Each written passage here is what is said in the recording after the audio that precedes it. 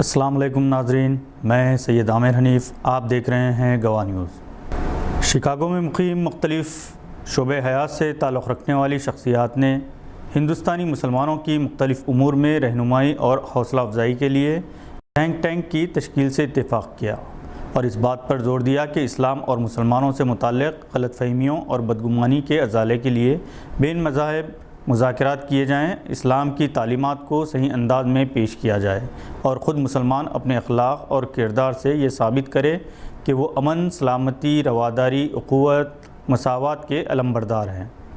27 فروری کی صبح Shalimar banquet Chicago میں مسلم دانشوروں، ماہرین تعلیم و قانون، ڈاکٹرز اور مسلم شخصیات کا ایک نمائندہ اجلاس منعقد ہوا، جس کے داعی حیدرآباد سے تعلق رکھنے والے ممتاز آنکولوجسٹ ڈاکٹر تجمل حسین تھے۔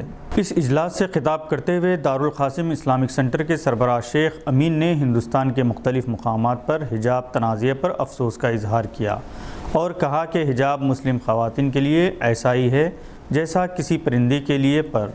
انہوں نے کہا کہ اس مسئلے کا فوری حل یہ ہے کہ ہندوستانی مسلم دیگر مذاہب سے تعلق رکھنے والے ابنائے وطن سے میل جول بڑھائیں اور انہیں حجاب کی افادیت سے واقف کروائیں۔ مسلمانوں کو اپنے برادران وطن کو یقین دلانا ہوگا کہ وہ سماج یا ملک کے لیے خطرہ نہیں ہیں بلکہ ضرورت ہے۔ شیخ امین نے ہندوستانی مسلمانوں کو مذہبی معاملات میں ثابت قدم رہنے کی ضرورت پر زور دیا۔ کنوینر اجلاس ڈاکٹر تجمل حسین نے حجاب تنازعہ پر ہندوستانی مسلم خواتین کی ہر طرح سے رہنمائی کی ضرورت پر زور دیا۔ انہوں نے کہا کہ اس وقت ہندوستانی مسلمانوں کو کئی چیلنجز کا سامنا ہے جس سے تدبیر اور دانش مندی سے نمٹنے کی ضرورت ہے۔ انڈیانا میں مقیم حیدرآبادی ماہر نفسیات ڈاکٹر قطب الدین محمد نے مختلف فرقوں کے درمیان خوشگوار تعلقات کے لیے سنجیدگی سے کام کرنے کی ضرورت پر زور دیا اور کہا کہ ہم مسلمانوں کو یہ ثابت کرنا ہے کہ ہم امن کے علمبردار ہیں۔ جناب افتخار شریف نے کہا کہ ہر فرقے کے مذہبی شناخت کا احترام کیا جانا چاہیے کیونکہ یہی ہندوستان کی انفرادیت اور خصوصیت ہے، جہاں کئی مذاہب کے ماننے والے ایک ہندوستانی قوم بن کر صدیوں سے مل جل کر رہ رہے ہیں اور چند مفاد پرستوں نے اپنے مفادات کے لیے نفرت، دشمنی، فرقہ پرستی کا زہر گھولتے ہوئے ہندوستان جنت نشاں کی شبیہ کو متاثر کر دیا ہے۔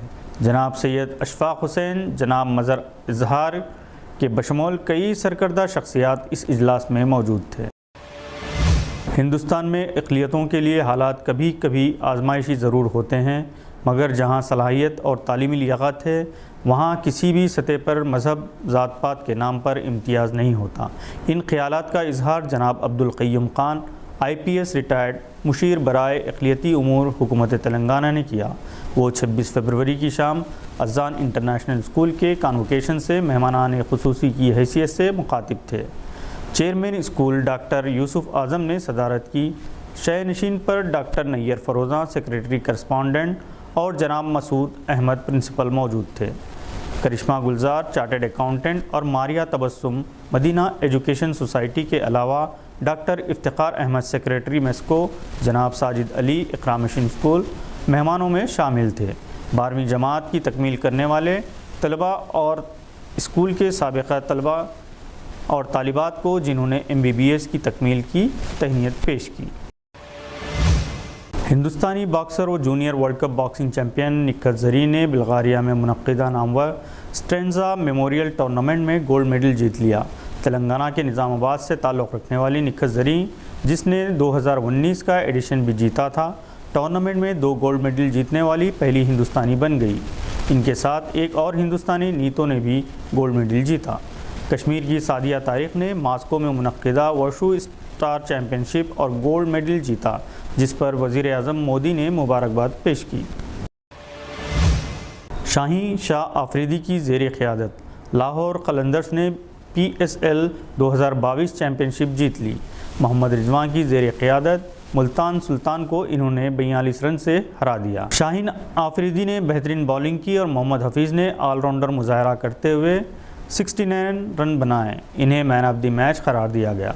رضوان مین آف دی ٹورنامنٹ اور بیسٹ وکٹ کیپر فخر الزماں، بیسٹ بیٹسمین خوش دل شال، best all rounder Zaman Khan نے ابھرتے بالر کا ایوارڈ حاصل کیے۔